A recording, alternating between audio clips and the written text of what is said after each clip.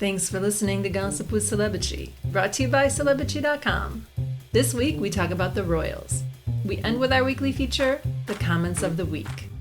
The stories, photos, and tweets we talk about can be found at Celebrity.com/podcast under episode 161. Hi, I'm Katie, the founder and editor of Celebrity.com, and I write as Celebrity.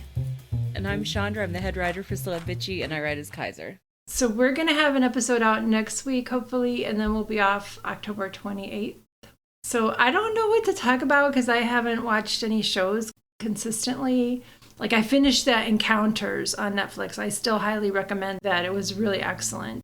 And then last night I was watching this British lady on YouTube feed foxes in her neighborhood.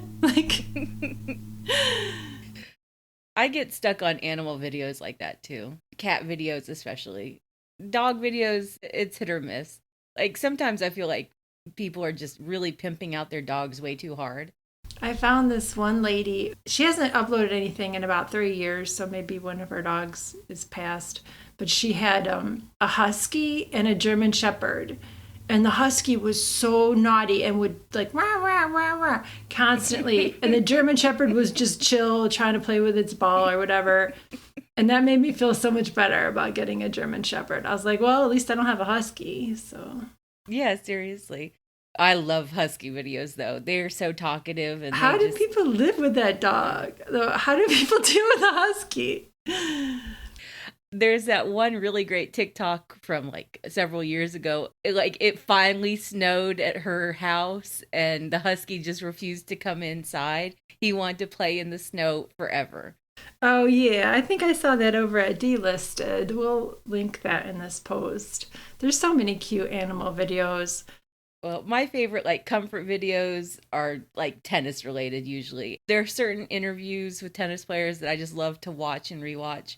Oh, because you're familiar with them and it reminds you of a certain time in tennis? Is that it? Yeah, it reminds me of a certain match, or I just like their attitude in the interview. Like my favorite player, Daniil Medvedev, right after he beat Carlos Alcaraz at the US Open this year, he gave this really iconic post-match interview, in the US Open press room. He was tired and hoarse, but he was really funny and charming. It was a really great interview. I watched it 10 times. Oh, that's cute. Send me that. I'll link it in the post. Okay. And then I saw the one where they were making him do a puzzle, and he did a puzzle. Yeah. The ATP has a lot of money, and they make their players play games and do all these cute videos to help sell the sport. And Daniil loves to do that. He loves to make those videos, and he loves to play games, and they had him do so much when he was in China. That's cute. I just pay attention to what you post about the tennis players. It's fun to me to watch it through your eyes. Yeah, there's some really cool guys there. And women. There are some really cool women as well. And you're going to watch the Beckham docuseries this weekend, you think? Yeah, I just keep hearing really cool things about it. Everyone says that Victoria is the best part. So I want to see that. I want to see how much she's in it. And I want to see her interview clips. All right, well, let's talk about the royals. So this week, Harry and Meghan are in New York for their work with the Archewell Foundation. They did an event for World Mental Health Day, which was Tuesday. Last time they were in New York, they were in that terrible paparazzi car chase, if you might remember. We talked about that in episode 152. But this time they bought a fleet of security with them, which is good. I'm glad that they have the means to do that. Yeah, and I'm not even sure that that was all their personal security. I think they were rolling deep with NYPD and God knows who else. I think a lot of shit happened behind the scenes that we don't even know about in May. And, maybe Mayor Adams spoke out of turn, probably. And the NYPD understood that there was a lot of danger there. Yeah. And that a lot of shit was going down. Harry and Meghan, they obviously can afford really great private security, but I also think that they're important enough and significant enough that the local law enforcement was stepping up too. Yeah, that's a good point. And it would have looked terrible for them if anything happened to Harry and Meghan or their mom. So they visited a school in Brooklyn this week, and they also took part in a panel discussion at the World Mental Health Day Festival with U.S. Surgeon General Vivek Murthy. And they invited families of children who have been bullied online and some of who died by suicide. And the discussion was really sad, but it was necessary. And I like what Meghan said about how people are paying attention to them, and so they're trying to bring the spotlight on issues that are important. Yeah, and this isn't new activism for them, although when I was watching the videos, it felt like Harry and Meghan have really narrowed their message and their focus. They're so coherent in what they're trying to say about... No, it's not just a matter of social media bullying. It's a matter of a algorithm. It's a matter of making internet spaces safer through coding. And they talked about that in their Time 100 talks. They talked with the author of Algorithms of Oppression and the filmmaker of The Social Dilemma on Netflix. And it's chilling what Facebook, Instagram, and I'm sure TikTok can do to suck particularly young people in. It bothers me that there's no regulation around that. There's practically none. And like you covered when Facebook whistleblower Frances Haugen spoke to Congress, and that was like at the end of 2021. And Zuckerberg testified in front of Congress in 2018. Some of the senators had no idea about Facebook and were asking really dumb, basic questions. It just seems like nobody knows what's going on. Well, because, yeah, Congress is mostly octogenarians. Right. Right. Like, they don't understand the fundamentals of what their grandkids and great-grandkids are going through. Yeah, there's no regulation. I do feel like European governments are doing a little bit better. They are. At least they have, like, younger people in charge. They have great regulations in the EU. They have GDPR. When we lived in Germany, if you wanted, you could just get your whole house taken off Google Maps. You know, it's a privacy issue. There should be better controls like that. I wanted to play this segment from Meghan at that panel at the World Mental Health Day Festival because I think it really sums up their work. Here's that clip. And there's no way to hear that and not try to help these families have their stories be heard. My husband and I often say if there's going to be so much focus on what we're doing, then to try to focus on what we're focusing on, because their stories are what matter. So it worries me, but I'm also given a lot of hope and a lot of energy by the progress we've made in the past year, being able to have these incredible parents, these survivors of this experience, to share their stories. It allows us to continue to learn. And the more information we have, the more information gathering we're able to do, the more we can have these high-level conversations and try to move the needle a little bit. Yeah, I hope that they help make a substantive change in this space because it's very needed. It is. I also think that at one point in the conversation, Meghan said that social media scares her at this point. And she was on Instagram for years, and her experience with dealing with the racist animus, it changed who she is and it changed how she views the world. And I don't think that she's going to come back on Instagram, although I would love for her to do that. I still say that she could find a way to make it safe for herself and still protect everything that she wants to protect and still like give us a glimpse of her life and like promote her projects. But if she's scared of coming back on Instagram, then that's fine too. Remember when her friend visited her and he posted the Instagram picture of the avocado toast? And then there was like headlines about how avocados lead to drought and famine and war. Yeah. Yeah. She can't even post a cute little, like, oh, look how I decorated my table. Anything like that. Whatever she does, they're going to get her. And it's really telling, we've talked about this before, what good people they are, that they're not like, screw it, and starting to cash in. I mean, they do have high-level projects, but they're, you know, they've done some prestige, great projects. They're not in this to make money, and they easily could. Yeah. And there are moments when I wish that they would cash in more. Yeah. Because I want them to make money and to protect themselves further, because money will insulate them. I think they're okay because of Spare, especially. Like, that's the best-selling book of the last year. But yeah, it would be nice to see them do more stuff, but that's not who they are. And the Waleses are desperate to have a piece of that pie. Like, they're just desperate, period, really. Yeah. So William the Waleses hired an entertainment producer to direct their Royal Foundation. Pippa Harris, her name is, and she runs a production company with Sam Mendes. And she's also one of the producers of that show called The Midwife. That's still running. Like, I can't believe that's still on. I looked it up and there are 12 seasons and it's renewed for 2 more seasons. Like, both you and I watched it. I feel they're going to like keep on going up until like the 90s, basically, when no one were using midwives. They're going to the 70s, according to what I read. I really liked Call the Midwife the first few seasons, and then it got so into like a soap opera. I fell out of love with it. And plus, the actresses I really liked, they left the show. But anyway, like, enough about Call the Midwife. No, I want to talk about it for a minute. I watched it for about 2.5 seasons, too. And I looked up the actresses you're talking about. That's Jessica Raine. She played Jenny, and she was replaced by Helen George, the blonde woman. She plays Trixie. And Helen George is still starring in that. And we also like Chummy. She was like the really tall woman. She was played by Miranda Hart. Miranda Hart. Yeah, and she was on for 3 years. Yeah, Miranda Hart is amazing. Like, she's I know why she left the show, because she got too big for it. She gets cast in so much in like Britain and America. Yeah. Yeah, like the show, it took a real like soap opera. It did. And it got way too graphic with the burst as well. I liked it. It was a real easy show to watch. Like, it had a formula to it, and it was kind of nice.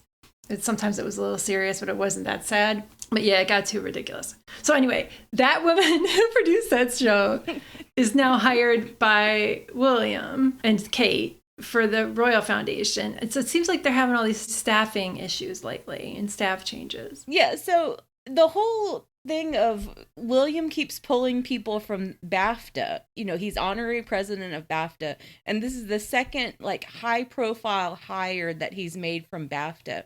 I don't get it, really. Anyway, so that story about, oh, he hired this producer, Richard Eden wrote that story, and he positioned it as like, ooh, Harry and Meghan are going to be so jealous that William and Kate are working with this producer that no one has really heard of. Right. But like, meanwhile, Harry and Meghan are hanging out with Oprah and Tyler Perry and Kevin Costner.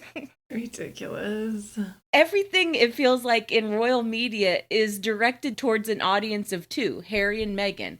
And they don't understand that the rest of the world sees it and is like, holy shit, you guys are fucking crazy. They're so desperate and lame. They're like, look at us, look at us. And speaking of staffing issues, William is losing his private secretary. Yeah, William's private secretary, Jean-Christophe, he's leaving. I have no idea if that's how you're supposed to pronounce his name. But he's leaving because William is like, I want a CEO. I want a chief executive like Harry has. And Jean-Christophe said, I'm getting the fuck out of here. So Kate hasn't had a private secretary in over a year. Yeah. They have all of these staffing issues at every level. And Kate tried to hire somebody and they leaked her name, and then the woman quit before she even started. She took one look at Kate's Meghan lookbook and all those wigs, and she said, I need to go back to Jamie Oliver. Oh my goodness. Something's going on over there. William and Kate have never been able to keep staff around. No. And they just project that onto Harry and Meghan. Oh, Harry and Meghan have all these staffing issues. No, they don't. Like, they grew their business. You know, they hired some people. They found better fits for different people. But, like, they have some loyal staff members. Just the fact that they even brought over some people from Britain to work at Archewell, like, that speaks volumes to me. They're doing things behind the scenes quietly, and when they want something to get attention, it's an important cause. They're not telegraphing their every move and being like, look who we hired, look what we did. Look, we're hanging out with celebrities. Right? Look at us. They don't do that. They're like, oh, look at this important cause that the celebrities help us emphasize. Mm-hmm. So the Waleses are also doing events for World Mental Health Day, and they went to Birmingham for that this week. And Kate made a speech. I was telling you from the little clip we saw, they cut it probably back to the best part. I was like, oh, she's improved a little bit. And you're like, no, she didn't. And I'm like, well, it makes sense. What she said. She did not improve at all. Okay. I don't know if she just refuses to memorize speeches. She doesn't connect with her audience. It's not like she's trying to memorize Shakespeare. Like, these are just a few simple sentences about how mental health is important. They don't have a plan. They don't have anything to say other than mental health is important, you guys. She wants to use big words and sound important and smart. William spoke to people too, and he just talked about, in the clip that we saw, he just talked about, oh, you can improve your mental health by walking, talking to friends, getting outside, and stuff like that. It's just kind of basic, but it's nice and true. And of course, he would never say therapy.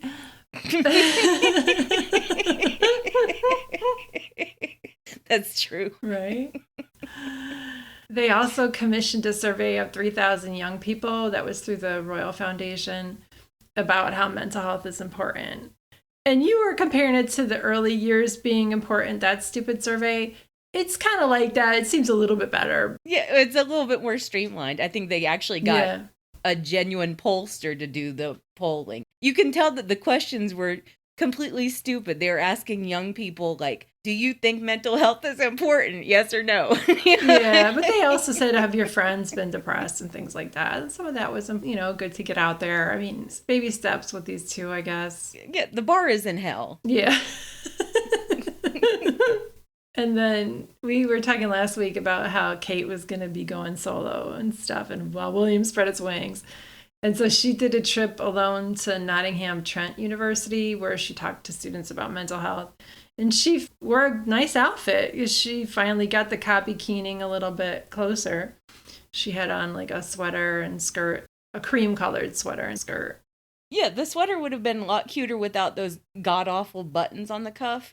That's all right. Yeah, otherwise the outfit was okay, and it was very Meghan. That's just what Kate is doing these days. Meghan by Kate. Yeah. And then William and Kate stepped out together for an event with Sports Aid. That's one of Kate's patronages, and they talked to young athletes at a sports center about mental health. Yeah, she wore jeans. And a Zara, like a blue Zara blazer. She loves that shade of blue, and it does nothing for her. Like, it's too electric blue. It's very blue. But, yeah, they're getting out because Meghan and Harry got out. So if Meghan and Harry encourage them to do more charity work and to actually do their jobs, then I guess that's okay. I still say that they probably had those events planned before Harry and Meghan announced their World Mental Health Day stuff. Now, You're generous. I think Kate probably stepped out at the university. That was a last minute thing. That felt half-assed. I mean, everything they do feels half-assed, so you can tell. I mean, maybe they have it on the royal, what do they call that? The roster? Circular. The court circular. Yeah. Their events are hardly ever on there in advance. It's because they're terrified that there will be protesters. I think it really scared the shit out of Charles and the rest of the family that they were getting so many protests at their events right after the Queen died. They need to redistribute their wealth.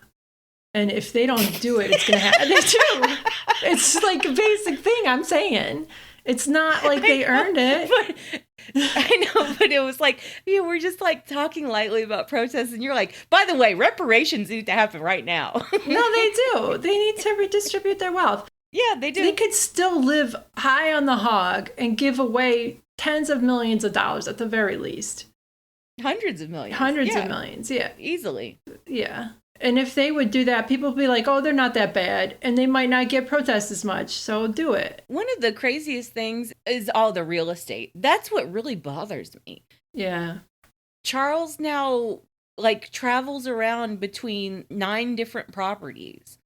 And he refuses to give one to a relative or sell one. And all of the land owned by the Duchy of Lancaster and the Duchy of Cornwall, that's insane. And they raised rents. They could easily give some of that land to charity and have another charity manage it, or their own charities, but they don't want to change anything about their antiquated, ill-gotten, undeserved lifestyle. And you notice William is no longer talking about housing homeless people on duchy property.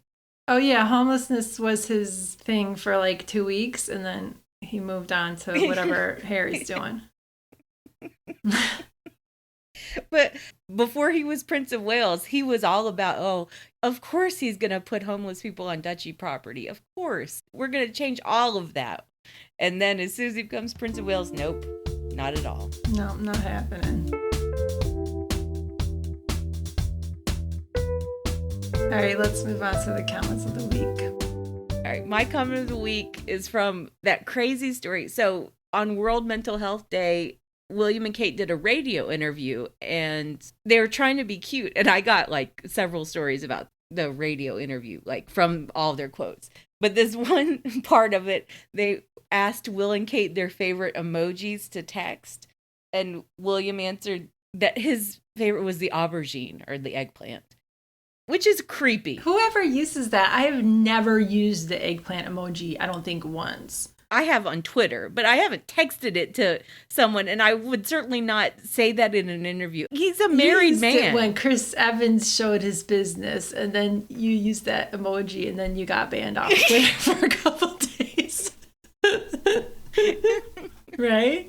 But if someone's looking particularly bulgy, and You use the eggplant emoji and the wet emoji.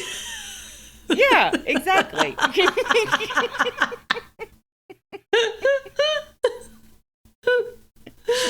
But I'm not the Prince of fucking Wales. That's gross. So anyway, my comment of the week is from Chaine. And she wrote, "This is super inappropriate. He is definitely the creepy dad whose house you do not want your kid to go for their friend's sleepover." I don't think he's a creeper on kids. Like, I think that's a little far. Oh, he's definitely creepy with kids. I don't want to put that in because I feel like it's really horrible to accuse somebody of being that way. No, I'm not saying he's sexual about kids. I'm saying he's creepy towards kids. Like, he's a creepy, like, awkward. He's creepy. It makes you uncomfortable. When people are like that, it makes you feel like you're not safe around them. It depends on the context in the company. But, like, also, I don't know why I'm defending Will. Does he think it's funny to say that? Like, oh, mine's the eggplant, haha. And this comes like a week after he made a crude comment about people pinching his bottom. He was around the Windrush generation. He was around elderly black folks, and he accused them of pinching him. Pinching his ass. I think it's part of his rebranding. Like, he wants to be a honk. So he says these terrible, creepy things thinking it makes him look good. But it's disgusting that he is at professional events and he's making references to his ass and his dick. He's okay. Super blunt, but accurate. He's been sheltered his whole life. He's never been told no. Everyone laughs. Why are you caping for Prince William? I'm not caping for him. I'm just explaining why he's like this. Everyone has laughed at his terrible jokes and acted like he's the most interesting person in the room when he's super boring and lame since he was little. So he's used to doing and saying whatever he wants, and he doesn't have an idea of what's appropriate or not. He's also a 41-year-old man, and he's capable of learning. Exactly. And his wife is capable of learning how to give a speech. Like, I learned that shit in college. You know what I mean? Yeah. Get yourself a coach, like the King's Speech or whatever. Like, get somebody to come to you and give you lessons. My God. But they refuse. They refuse to learn. They refuse to get better. I think it's where they don't want to work. Like, if they don't know how to do these things, if they're not good, they won't be expected to do more of them. All right, so my comment of the week is on the post where Aaron Rodgers wanted to debate Travis Kelce after Travis, like, basically laughed in Aaron's face when Aaron called him Mr. Pfizer. Not in his face, but so Travis gave a press conference. Like, he's a spokesperson for Pfizer. Aaron Rodgers called him Mr. Pfizer. He was asked about it, and he's like, basically, oh, like, getting vaccinated is important. I want to keep myself and people around me safe. His comments were sexy as hell. He was so confident, and he just handled Aaron Rodgers perfectly. It's basic shit, you know, you would want. It is basic shit, but, like, he's the first football player I've seen to, like, come out and just say it all bold and hot like that. Like, yeah, call me Mr. Pfizer. I don't care. Yeah, he's getting paid, you know. Yeah. And Aaron's playing for the team that's owned by Johnson, or he's sitting out this season anyway. So Miranda said, my comment of the week is from Miranda, and she said, maybe he should just ask RFK Jr. to lay on hands and heal him too. Robert Kennedy Jr. is batshit insane. He's whack. I hope he takes votes away from the Republicans. Well, that's the part of the math I don't get. He's obviously rat fucking the election. Yeah. Or trying to. And the Republican operatives are helping him. They're the ones running him. And now all of a sudden it looks like, oh, right, he's going to take votes from Republicans. So I don't know what's going to happen. Like, I hope that, they don't have a snowball's chance anyway in the upcoming election. I'm not really too concerned about it. So, oh, there's some hit pieces that came out about Vice President Harris this week. For real? I was shocked reading one of them. Oh. I was shocked that it was written. It was in the New York Times. And New York Times is such hot trash lately, last few years. The main complaint was, why can't Vice President Harris learn how to give better interviews? Why can't she be less black? Why can't she be less Indian? Why can't she tell her own story? It was like nitpick. It was like the most ridiculous complaints about her ever. Yeah, she should be able to give better interviews. I agree with that. Like, she should be less defensive, but I totally understand why she is so defensive. It's because everyone they do that climbs to her. up her ass over everything. Yeah. Are you going to cover that story? You don't have to. I'm just asking if you wanted to. I got so aggravated reading it, Yeah. and then I started reading the Atlantic hit piece on her, which was a lot nicer, but it was more insidious. So I don't know. I'm probably not going to cover it. You don't want to platform that, yeah. Yeah. And it's worrisome. Whenever we cover a Black woman who's successful, we get really shitty comments from people nitpicking her. And it happens to Oprah a lot. It happens to Beyonce. I laugh about it whenever I think about this. I will never forget when Beyonce did the homecoming show at Coachella, and there were commenters literally crying about how Beyonce was honoring historically Black colleges and universities, and they were upset that their Black colleges exist. Oh my gosh. That still makes me laugh. Why do they exist, though? You wouldn't say that they have a white college. Oh my God. Yeah, it's outrageous. But they're racist against me, a white woman.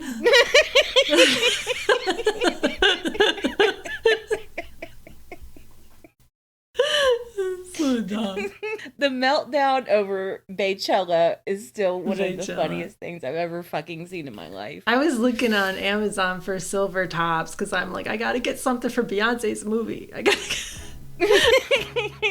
gotta get my outfit sorted now. I'm not gonna watch Taylor Swift, but you better bet I'm gonna watch the Beyonce movie. All right. Yeah. Well, thanks for listening, bitches. Thanks, bitches. Thank you for listening to the Celebrity Podcast. Please rate, review, and subscribe wherever you listen. If you like us, please turn off your ad blocker when you visit our site. You can text us or leave a voicemail at 434-218-3219. Our music is from AA Alto, Maiden, and via Premium Beat and Sound of Picture. Thanks again. She ain't no diva.